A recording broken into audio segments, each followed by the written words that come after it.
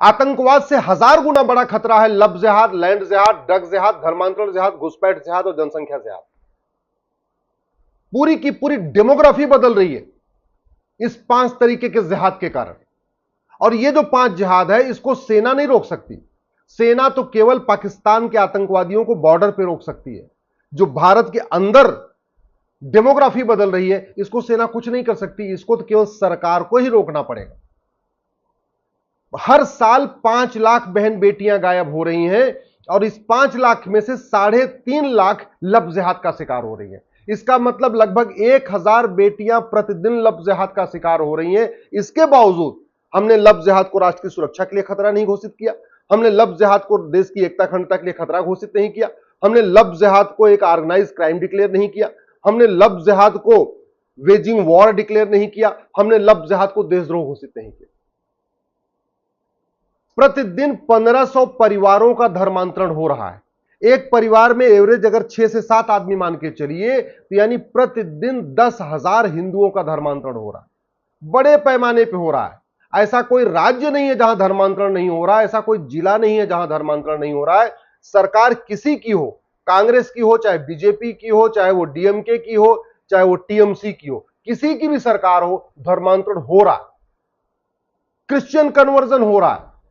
न तो हमने आज तक धर्मांतरण के लिए केंद्रीय स्तर पर कोई कानून बनाया, न हमने आज तक माइनॉरिटी को डिफाइन नहीं किया, न हमने आज तक हेट स्पीच को डिफाइन किया, न हमने धर्मांतरण को राष्ट्र की सुरक्षा के लिए खतरा घोषित किया, न हमने धर्मांतरण को देश की एकता अखंडता के लिए खतरा घोषित किया, न हमने धर्मांतरण को वेजिंग वॉर डिक्लेयर किया, न हमने धर्मांतरण को ऑर्गेनाइज क्राइम डिक्लेयर किया। जबकि हमारे पूर्वज धर्मांतरण को रोकने के लिए सर्वस्व बलिदान कर चुके हैं।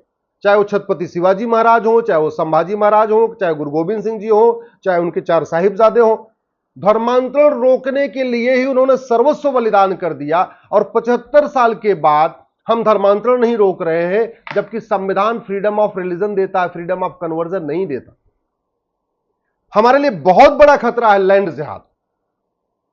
सड़कों के किनारे, हाईवे के किनारे, हर जगह लैंड जिहाद चल रहा है।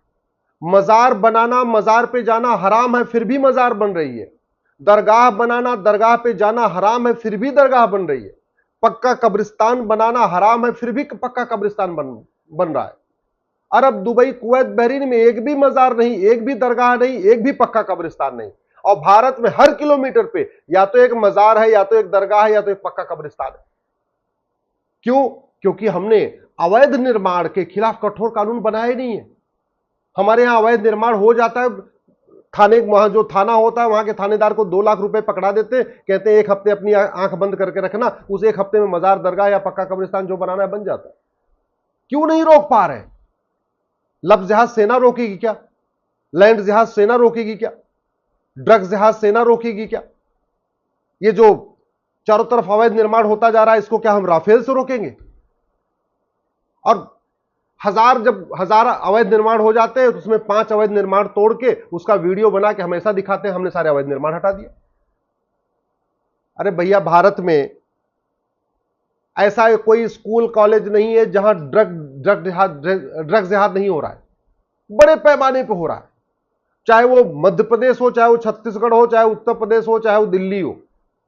ऐसा कोई स्कूल, कॉलेज, यूनिवर्सिटी नहीं है जहां ड्रग नहीं बेची जा रही है। ये गांजा रोकना, ये सेना का काम तो नहीं है ना। ये तो सरकार को ही रोकना है। ये तो सुप्रीम कोर्ट को रोकना है। इसके लिए तो कानून बनाना पड़ेगा, इसके लिए तो पुलिस रिफॉर्म करना पड़ेगा, इसके लिए तो जुडिशियल रिफॉर्म करना पड़ेगा, इसके लिए तो टैक्स रिफॉर्म करना पड़ेगा, इसके लिए तो जस्टिस विद इन ईयर लागू करना पड़ेगा। इसमें कोई समस्या लाइलाज नहीं है। 90,000 बच्चे रोज पैदा हो रहे, साल में 3.25 करोड़ बच्चे पैदा हो रहे। भारत की 50% समस्या का मूल कारण जनसंख्या विस्फोट है। जनसंख्या विस्फोट पर कोई चर्चा ही नहीं हो रही। घुसपैठ के ऊपर कोई चर्चा ही नहीं हो रही है। छुटपुट 2-4 घुसपैठियों को पकड़ के उनका वीडियो शेयर किया जा रहा है कि हमने 5 घुसपैठिए पकड़ लिए, हमने 10 घुसपैठिए पकड़ लिए। मैं आपको दिल्ली में बता रहा हूं 20 लाख घुसपैठिए। अगर पूरा एनसीआर जोड़ लीजिए तो कम से कम 5 से 7 लाख घुसपैठिए तो गाजियाबाद में है। इतने लगभग नोएडा में होंगे। 5 लाख से कम फरीदाबाद में नहीं है, 5 लाख से कम गुड़गांव में नहीं है। तो 25 लाख घुसपैठिए तो आपके एनसीआर में है। अगर आप दिल्ली और एनसीआर मिला दीजिए, सोनीपत, पानीपत, हरियाणा, ये गुड़गांव, फरीदाबाद, सोहना, नोएडा, गाजियाबाद, ये बागपत, यमुनानगर, ये वाला एरिया, तो दिल्ली एनसीआर में 50 लाख घुसपैठी है। और ये घुसपैठियों को रोकना एयरफोर्स, आर्मी और नेवी का काम नहीं है। घुसपैठियों को रोकने के लिए कानून बनाना पड़ेगा। ये केंद्र सरकार और राज्य सरकार का काम है। डेमोग्राफी बदलती चली जा रही है और हमने भारतीय न्याय संहिता में एक चैप्टर नहीं रखा ऑफेंस रिलेटिंग टू इन्फिल्ट्रेशन। घुसपैठ के लिए एक चैप्टर रखा ही नहीं है। जो घुसपैठ हमारी एकता अखंडता के लिए खतरा है, जो हमारी राष्ट्रीय सुरक्षा के लिए खतरा है, जो अपने आप में एक वेजिंग वॉर है, जिसकी वजह से पूरी डेमोग्राफी बदल रही है, जिसकी वजह से अपराध बढ़ रहा है, उसके लिए कोई चैप्टर ही नहीं है। जिस ड्रग के कारण हमारी युवा पीढ़ी बर्बाद हो रही है, उसके लिए बीएनएस में कोई चैप्टर ही नहीं है। एक अलग से हमने एनडीपीएस एक्ट बनाया, वह सड़ा हुआ कानून, महाघटिया कानून, इसको नहीं बदल रहे। जिस धर्मांतरण को रोकने के लिए हमारे पूर्वजों ने बलिदान कर दिया, उसके लिए बीएनएस में एक चैप्टर ही नहीं है।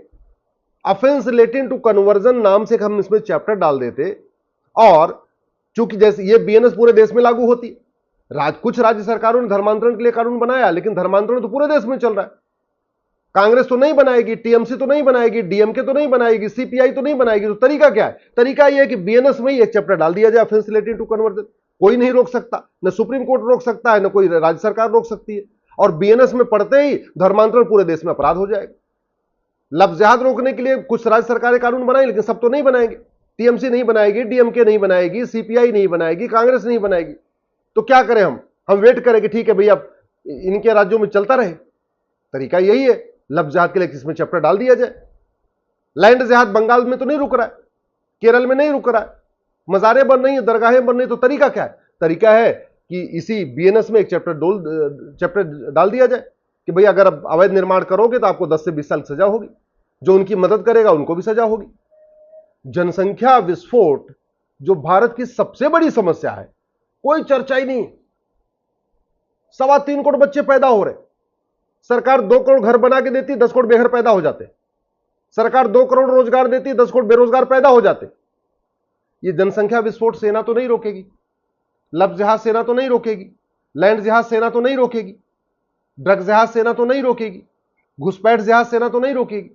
बॉर्डर पे जो है रोकने वाले, वहां पे वो भ्रष्टाचार चल रहा है। अब भ्रष्टाचार क्यों चल रहा है? क्योंकि भ्रष्टाचार खिलाफ उन्होंने कठोर कानून बनाया नहीं। 2,000 रुपए में घुसपैठिए अंदर आ रहे, अंदर आते हैं 2-2 हजार में सारे डॉक्यूमेंट बनवा लेते हैं। तो भारत के जो बड़े खतरे हैं, लफ्ज जिहाद, दुर्भाग्यवश उस पर संसद विधानसभा में चर्चा ही नहीं हो रही।